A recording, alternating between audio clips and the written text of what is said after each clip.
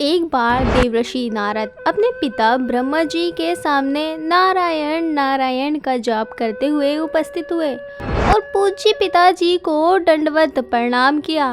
नारद जी को सामने देख ब्रह्मा जी ने पूछा, नारद, आज कैसे आना हुआ? तुम्हारे मुख के भाव कुछ और कह रहे हैं। क्या आज कोई नई समस्या है? नारद जी ने उत्तर देते हुए कहा, पिताश्री, ऐसा कोई विशेष प्रयोजन तो नहीं। कई दिनों से एक ही प्रश्न मन में खटक रहा है। आज आपसे इसका उत्तर जानने के लिए उपस्थित हुआ हूँ। ब्रह्मा जी ने कहा, तो फिर विलंब कैसा? मन की शंकाओं का समाधान शीघ्रता से कर लेना ही ठीक रहता है, इसलिए निसंकोच होकर अपना प्रश्न पूछो। नारद जी ने ब्रह्मा जी से कहा, पिताश्री, आप सारे सृष्टि के परमपिता है। देवता और दानव आपकी ही संतान है।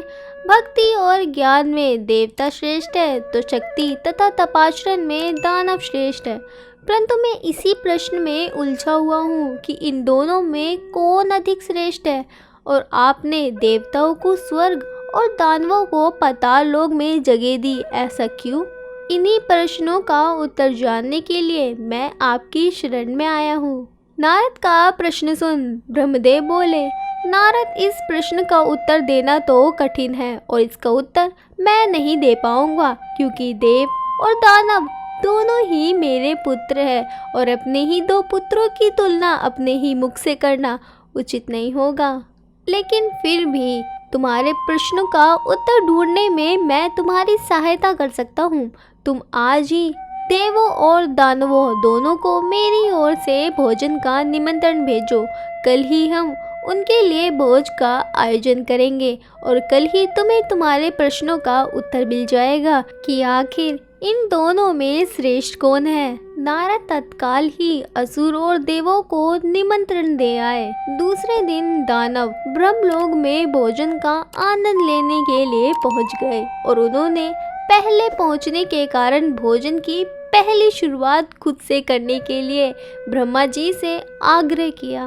भोजन की थालियां परोसी गई। दानव भोजन करने के लिए बैठे। वे भोजन शुरू ही करने वाले थे कि ब्रह्मा जी हाथ में कुछ लकड़ियां लेके उनके सामने आ गए और उनसे कहा, आज के भोजन की एक छोटी सी शर्त है। मैं आप सभी को एक लकड़ियाँ दूंगा।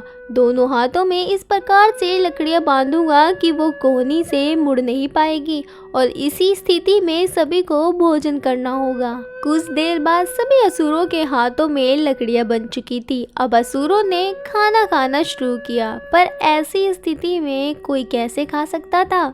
कई असुर सीधा थाली में मुंह डालकर खाने का प्रयास करने लगे तो कईयों ने भोजन को हवा में उछालकर मुंह में डालने का प्रयास किया। दानवों की ऐसी स्थिति देख के नारद जी हंसने लगे। दानव के सारे प्रयास जब विफल होने लगे तो वो क्रोधित होकर बोले, हमारी यही दशा करनी थी तो हमें भोजन पर बुलाया ही क्यों? कुछ देर बाद देवता भी यहाँ पहुँचने वाले होंगे।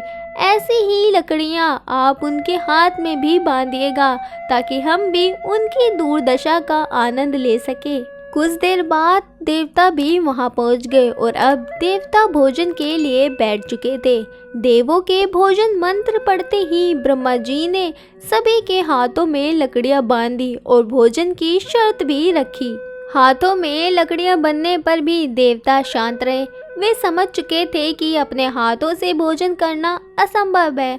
अंत में वे थोड़ा आगे खिसके और थाली से अन्न उठाकर सामने वाले को खिलाना शुरू किया।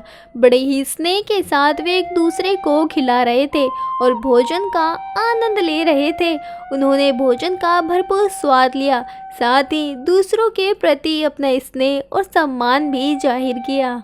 ये कल्पना हमें क्यों नहीं सूझी? इसी विचार के साथ दानव बड़े दुखी हो गए और नारद जी मुस्कुराते हुए अपने पिताश्री ब्रह्मा जी से कहा, पिताश्री, आपकी लीला अगाध्य है।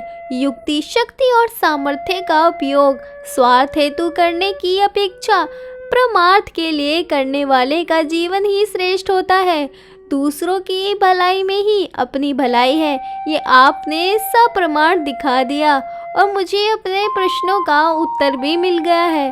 ब्रह्मा जी को सबने प्रणाम किया और वहाँ से विदा ले लिया। साथियों, हमें ये जीवन सिर्फ अपने ही स्वार्थ के लिए नहीं मिला है। यदि हम इसका उपयोग परोपकार के कार्यों के लिए करते हैं तो निश्चित रूप से हमें इसी जीवन में स्वर्ग की प्राप्ति होगी। उम्मीद है वीडियो आपको पसंद आई होगी। ऐसे ही इंटरेस्टिंग वीडियो के लिए अध्ययन चैनल को सब्सक्राइब करें। फिर मिलेंगे किसी नई वीडियो में नए टॉपिक के साथ। तब तक के लिए नमस्कार।